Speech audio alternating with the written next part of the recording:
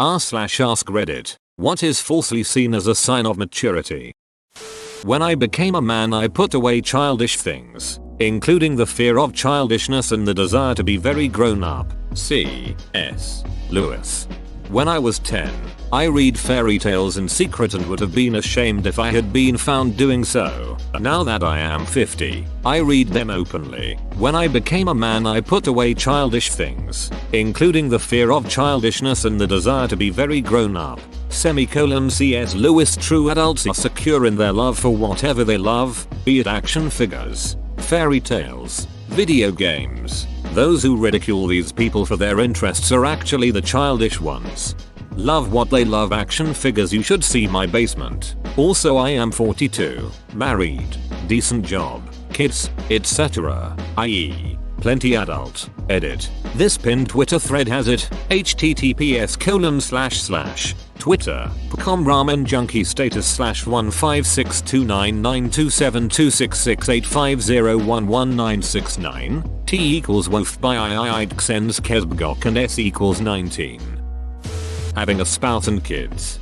My family thinks I am skirting responsibility by not having kids. I know a lot of people who had them thinking they were obligated to and neglect them.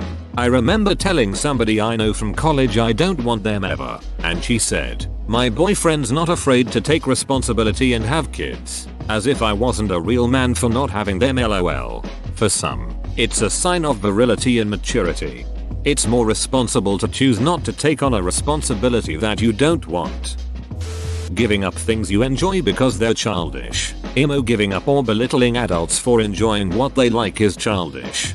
I always think of Simon Pegg's quote on geekdom in this kind of discussion. Being a geek is all about being honest about what you enjoy and not being afraid to demonstrate that affection. It means never having to play it cool about how much you like something. It's basically a license to proudly emote on a somewhat childish level rather than behave like a supposed adult. Being a geek is extremely liberating. Now obviously his quote is more a defense of being a geek, but that last bit is something I always think about. I'm an adult, and as an adult I make the choice and I give myself license to have an almost childlike excitement about the things I like, and it doesn't diminish my adulthood in my opinion. Not sure who originally coined this phrase, but there's a quote from the movie Tag that has always stuck with me. You don't stop playing because you get old. You get old because you stop playing. Being above humor and putting others down for joking around. When you are a true adult, you can also know how to be a child. The other day, a cousin of mine, 20Y, made fun of my sibling, 25Y, for wanting to go to an amusement park ride, one of the fastest roller coasters in the country, saying rides are for kids. Grow up, excuse me, but that is a sad view of life right there. I think an even bigger sign of maturity is not giving a duck about what other people think. Being in a relationship, having kids, working 60+ hours a week. I need folk to understand working 60+ hours and being proud isn't the flex they think it is. Edit. Holy crap, hello all 2,000 of you. As someone from the UK, I can't understand the 60+ hour work weeks. I work 36.5 hours a week and at my place full time is considered 37.5 hours a week, and you can't do any more than that as it's against the rules too. If you do end up doing more than your contracted hours, it's time and a half for every extra hour you do, which sometimes happens around Christmas if overtime is available and if you want to do it. Edit. All these answers have been very insightful. Thank you. Stop enjoying. My dad in a nutshell. Stop being happy with your steady job that pays enough so you can afford whatever you want and leaves you with tons of free time. Life and work need to be a grind and a fight or you're not doing it right. I guess that's my gift to him, so he can have something to be angry about. The only thing that makes him happy. Protestant work ethic and its idea that you need to be constantly working, even in your free time, has always been a huge mystery to me. Specifically why a lot of people are so stuck up with it. I have seen many examples of people mistaking arrogance with confidence. Confidence, of course, being a sign of maturity. I have been there myself when I was younger. Incredibly arrogant and I thought I was being confident. But confidence is someone who is secure in themselves and who don't feel the need to prove themselves to others all the time. Arrogance is the opposite of that. As someone, M33, who's never been more confident about themselves, work and life in general, I fully agree. I have two co-workers, M18 and M21, and they constantly try to outdo each other, and the youngest tried that with me, too. I was probably like that when I was their age, too. Hell, I've noticed my confidence level rising since I became a dad 17 months ago. I don't feel the need to go head to head over something irrelevant anymore. Very happy about that. What was the head to head? Push-up contests in the office? Not acting childish. Sounds so strange, but the most mature people usually have no problem tapping into their childish or silly sides. Immature people overdo it trying to be cool. Conversely, telling someone they're a stick in the mud because they aren't comfortable acting a certain way. I'm a naturally reserved person. I like quiet music, peaceful settings, and spend a lot of time in quiet contemplation. It doesn't mean there is something wrong with me. Not feeling required to be a certain way is probably the best all around for this. The real mark of maturity is knowing that people are different and appreciating them for their differences. Having children. You can have children when you're 13. Doesn't make you an adult. The shocked face of Alfie Patchen, who became a father at 13, comes to mind. The media was in a frenzy covering this incident. Not apologizing to younger people. Also treating everyone younger as you like they are a kid, even if they are an adult. I always apologize to my sons when I make a mistake. I want them to know that owning up to mistakes is a normal, positive thing and nobody is perfect. When the eldest child is made to be a third parent and is good at it, it does not mean they're mature. They're still children. Children forced to raise their siblings. Parentified child. It results in emotional immaturity and other psychological issues. They don't get to be kids themselves. Can confirm, even though my sister came to this rock when I was already 18, still had to be the man of the house because her father, and I'm using that term so generously, I could deduct it on my taxes, decided to duck off and abandoned her and the rest of the family, and my mother is a useless narcissistic piece of garbage who had to, and I swear to God I'm not making this up, ask me, her goddamn son, to educate my sister because she wasn't listening to my mother's every instruction and was just doing silly kid stuff. Now I'm in therapy and the only person I can blame isn't even there anymore. As I walked out of the house and never turned back, I still miss my little sister, though. Having a career requiring very specialized expertise. I know doctors and lawyers who are incredibly emotionally immature. Their kids are usually good evidence of this hidden secret. You mean having a career that must be prioritized over your family can have detrimental effects? Yes.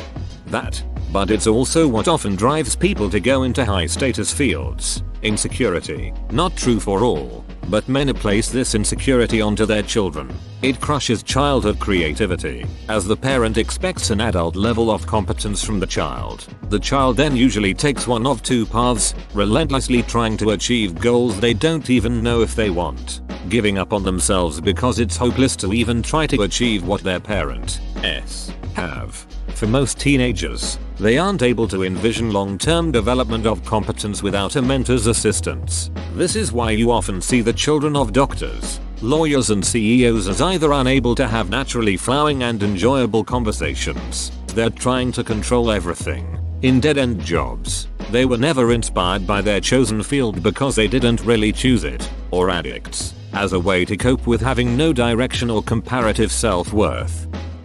Being stiff and mature. Basically putting yourself above others due to their position in comparison to yourself. That just shows insecurity if anything. Young people tend to go through a phase where they try desperately to distance themselves from childish things. They are so very super serious. In this phase, fun is not for adults. Meanwhile, here I am at 40 giggling at Ninja Turtles cartoons. Being an adult does mean you have to make room for serious things. And for sure, a lot of modern adults are far too invested in trite frivolities for their own good. But if you cannot turn it off now and then and laugh at Scooby-Doo, I feel bad for you. Young people tend to go through a phase where they try desperately to distance themselves from childish things. That's kinda a phase that's natural and fairly healthy to go through as a teenager. The problem is when people stay in that headspace into adulthood.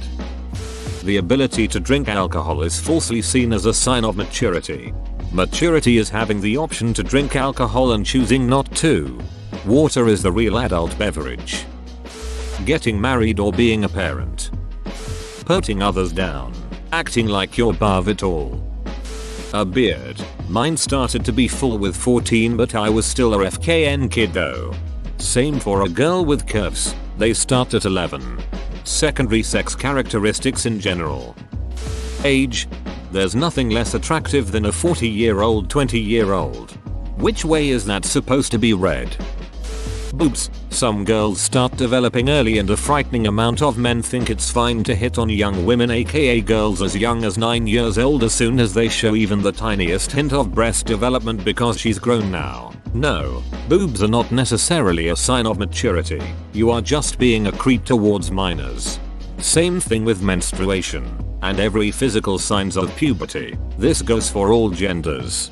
This is especially true since people are getting puberty at younger ages. Cynicism.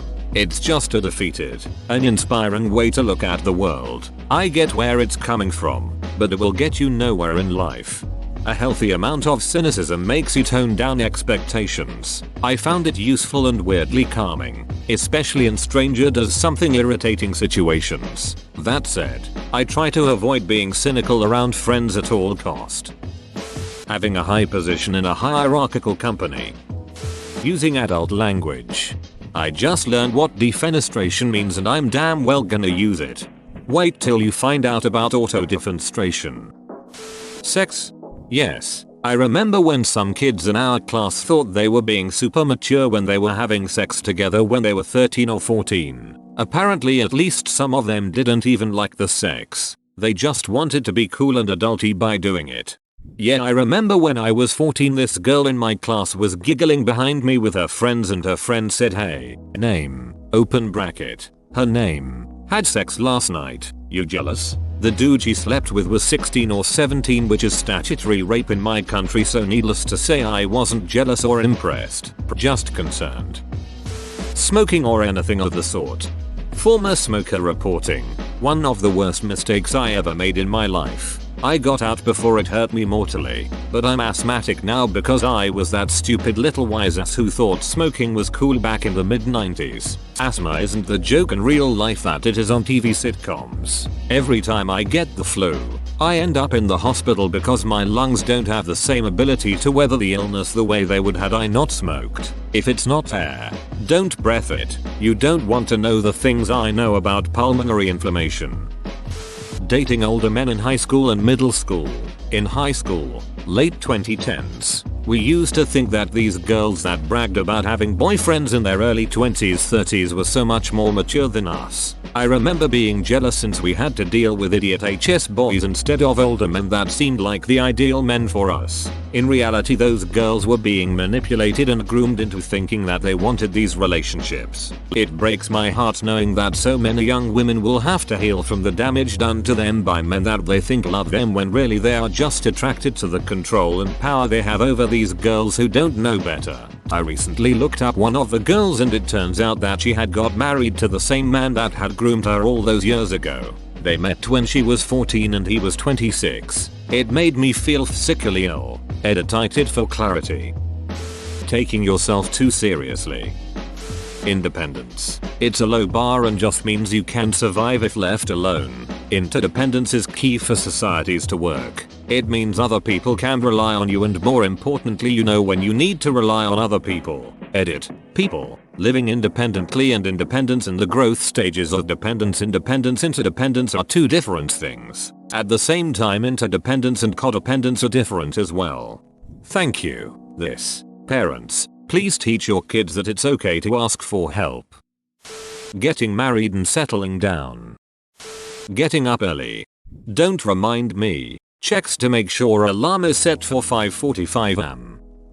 Constant settling. Yes, it's true that you can't always get what you want, but so many people just accept shitty jobs, partners, homes, etc. because grow up, step into the real world. This is just how it is. The expectation of constant instant gratification is immature, but it's perfectly fine to pursue the things you want and have a firm, and changing standard for what you will and won't accept. On the flip side, the concept of going for the gold is also false maturity. Maturity is realizing that it's okay to just want the bronze. The understanding of settling for less versus having your own standard for achievement is true maturity. Career position. Met a lot of people in high positions that were just children outside of work.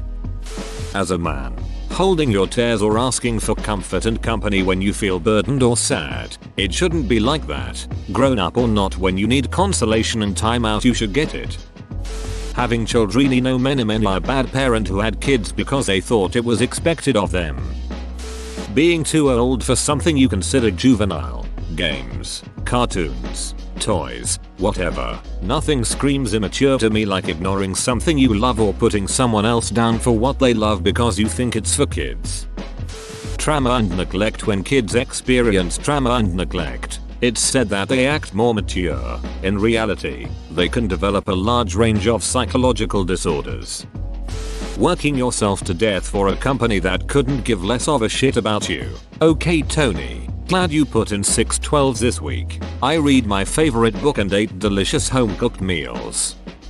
How much you travel. Traveling a lot doesn't magically make you a well-rounded person with plenty of seasoned perspective. Plenty of trust fund babies and people withdrawing from the First National Bank of mom and dad that stay in luxurious hotels and treat locals like zoo animals to be hand-fed and photographed. You aren't better than people who don't have the time, money, or health to hop on a plane every few months and take pictures of landmarks for Instagram. Taking shit to keep the peace, to seem respectful, or to be the bigger person. Saying you're mature for your age is pretty ducking immature. Girls getting their period. A lot of people think girls become women when they start their period. I was 10 when I started mine and still a literal child. Not partying. You can still be an adult and have fun. Whoa, you made it to the end? You're a ducking beast. I'll cut you a deal. Smash like and subscribe for more curated content, bruh. It's free and that's a great price.